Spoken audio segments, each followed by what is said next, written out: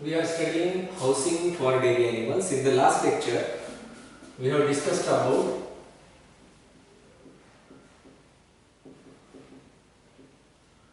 the first type of housing system or type of housing under the head conventional housing system, that is head-to-head system.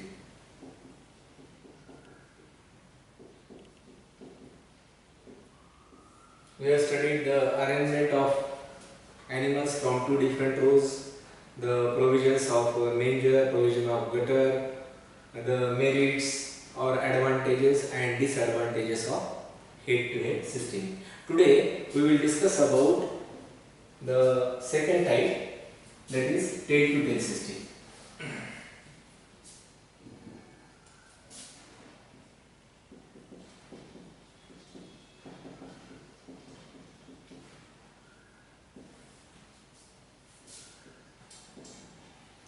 As the title itself indicates, in tail-to-tail system, the animals from two different rows, the tails of animals from two different rows, they are facing to each other. I will draw a rough sketch here again, from which you will be able to understand what is this arrangement, tail-to-tail arrangement of animals from two different rows. This is a rough sketch. In the book you are having very good diagrams for your observation and further understanding of tail-to-tail system and head-to-head system also. So, say this is the manger feeding place for one row. This is the feeding place for another row. M stands for manger. This is the feeding place. Now these are the animals.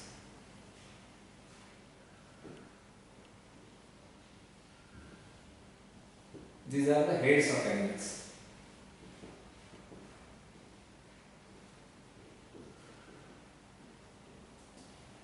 Alright. Then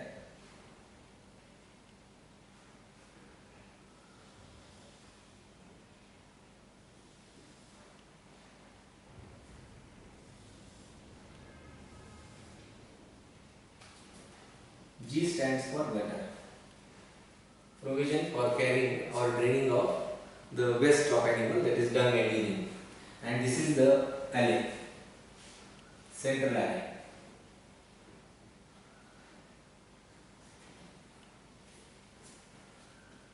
Alright. So you can observe here the heads of animals from two different rows, they are facing out manner.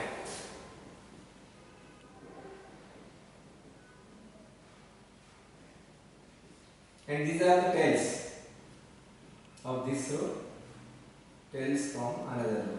So the tails of animals from two different rows, they are facing to each other. That is why this system is called as tail-to-tail housing system. Tail-to-tail housing system under the heading conventional housing system, where complete shelter is provided by calculating the number of animals and space requirement. Alright. So here the heads are facing out.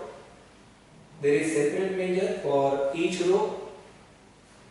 Then there are separate gutters for two rows, and just behind the gutters, in between the gutters, there is a space for movement of workers, which is called as central alley. The gutter may also be common in some cases. If you provide a common gutter for the animals from two different rows, that is also possible according to your requirement or availability of land and construction. So this is a rough sketch showing you the arrangement of animals and other requirements in tail-to-tail system of housing. So tail-to-tail housing system is one in which the tails of animals from two different rows, they are facing to each other, the heads are in facing out manner. There are separate mangers or feeding place for each row. The gutters may be separate or it may be common for both the rows.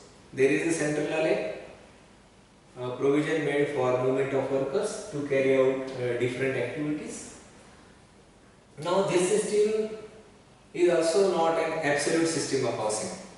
It is also having some advantages and some disadvantages, as it is the case in loose housing system, in head-to-head housing system. Similarly, here also we say that each coin has two sides, plus and minus. So there are some merits, there are some demerits of each system.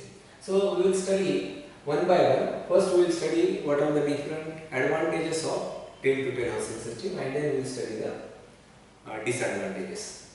One more thing, whichever the advantages of tail-to-tail housing system are there, for the ease of understanding, for remembering purpose, or for writing in the examination also, note this point that the advantages of tail-to-tail system are the disadvantages of head-to-head system, and the disadvantages of this particular system are the advantages or merits of head-to-head system. So if you observe it minutely, you will understand the things. Alright. So first of all, we will study what are the merits or advantages of this particular system.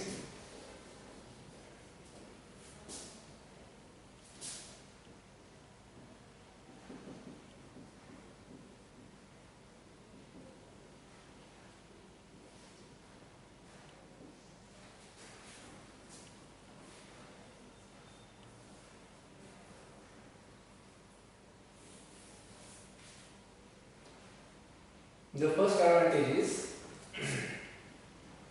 the animals, they get maximum ventilation.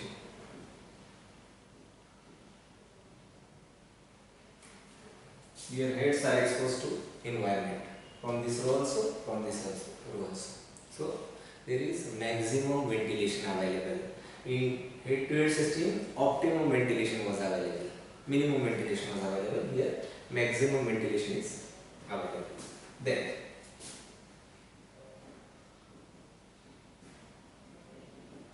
for milking purpose,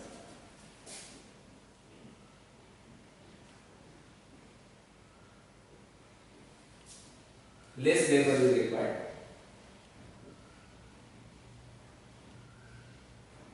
and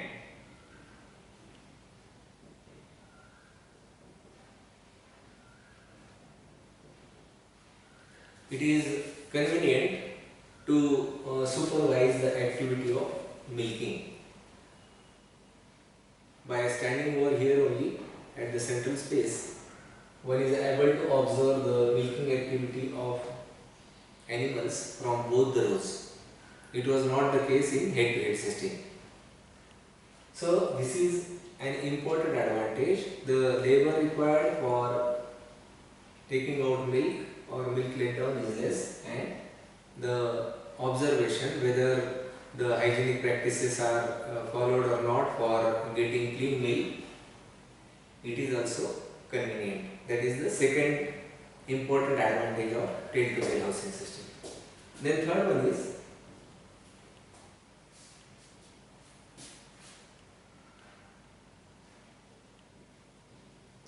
chances of spread of disease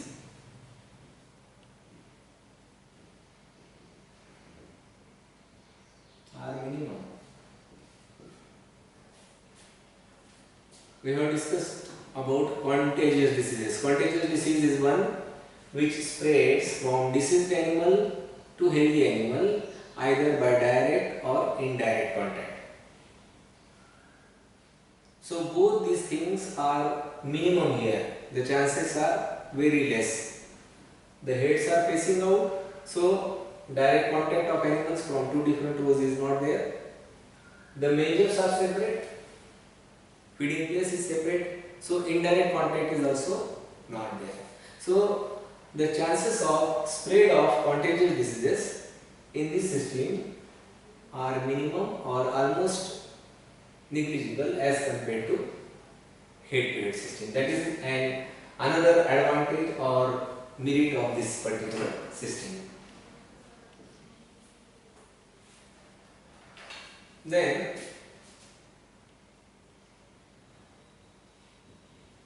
disturbances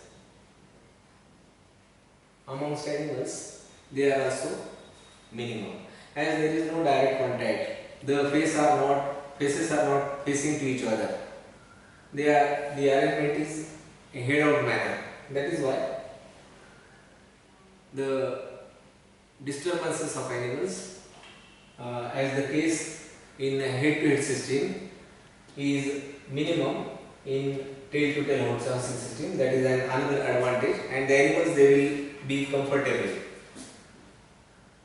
when there is no disturbance. The animals are comfortable, and when the animals are comfortable, their production efficiency will increase, production performance will increase, we will get more production from the same animals, and the economy of our farm will also be increased. It will be a profitable business. So the animals, they are more comfortable as compared to head-to-head housing system, and the chances of disturbances are less. So these are the important merits or advantages of tail-to-tail housing system. There is maximum ventilation available to all the animals. Milking is less labor consuming, and it is convenient for supervision also.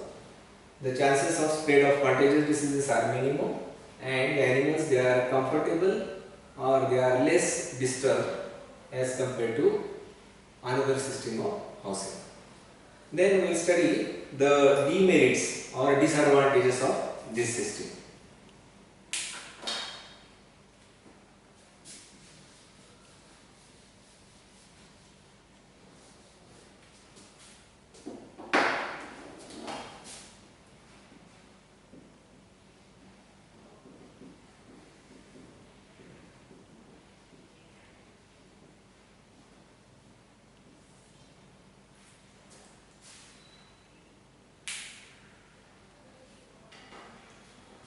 The first disadvantage of tail-to-tail housing system is it takes more time and labor for feeding of animals, as the mangers are located at a distance of respective rows. The labor requirement for placing the feed in the mangers, separate mangers, it is more labor consuming. So that is the first disadvantage. It was an advantage in head-to-head housing system, as the mangers were on the sides of central alley. So placing of feeds was less labor consuming and easy. But here it takes more time, and it is more labor consuming also as far as feeding of animals is concerned. Then second disadvantage,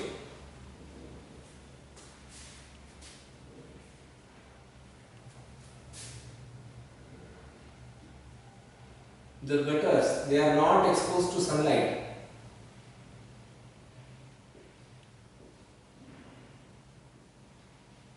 The sunlight will not reach to the gutters, as the gutters are located at the central side of the house.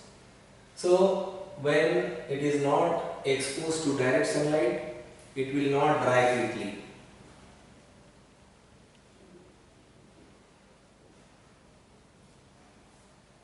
Then the natural disinfection is also not possible, it will not take place.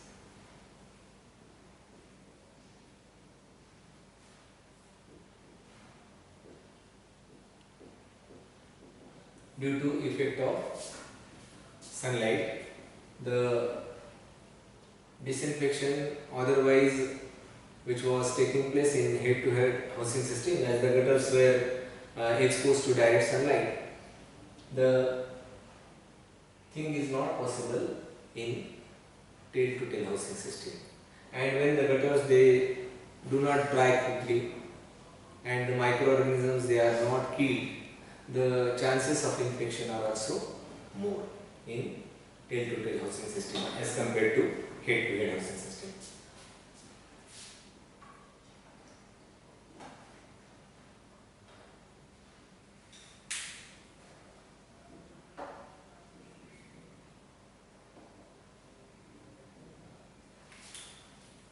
Then the third and last disadvantage is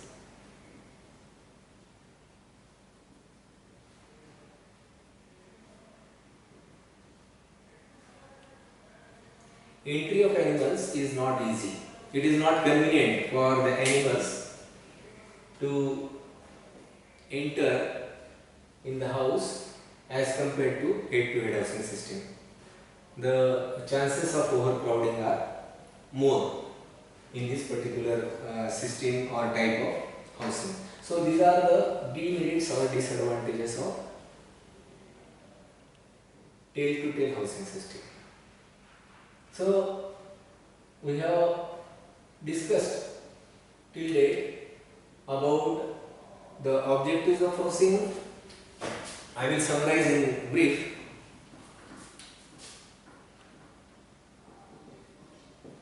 Objectives of housing: why to provide shelter or housing to the animals, that we have studied.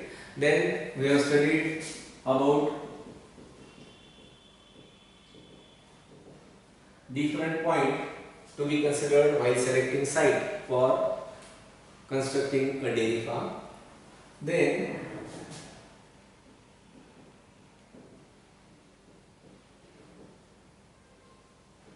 we have studied different systems of housing. The first one was loose housing.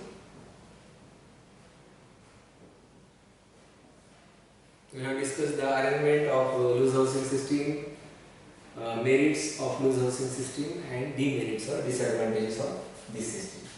Then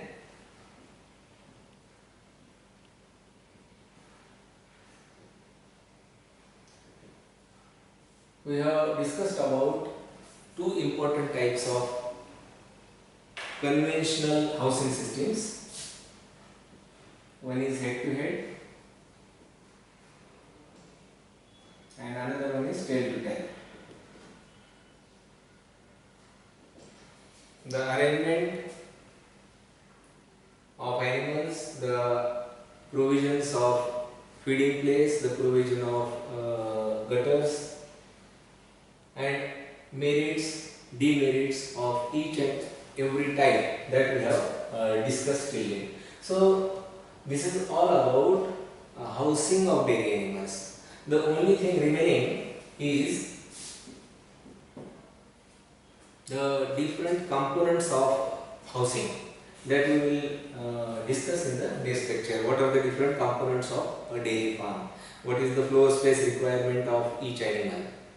That we will study in the next lecture. Components of a dairy farm.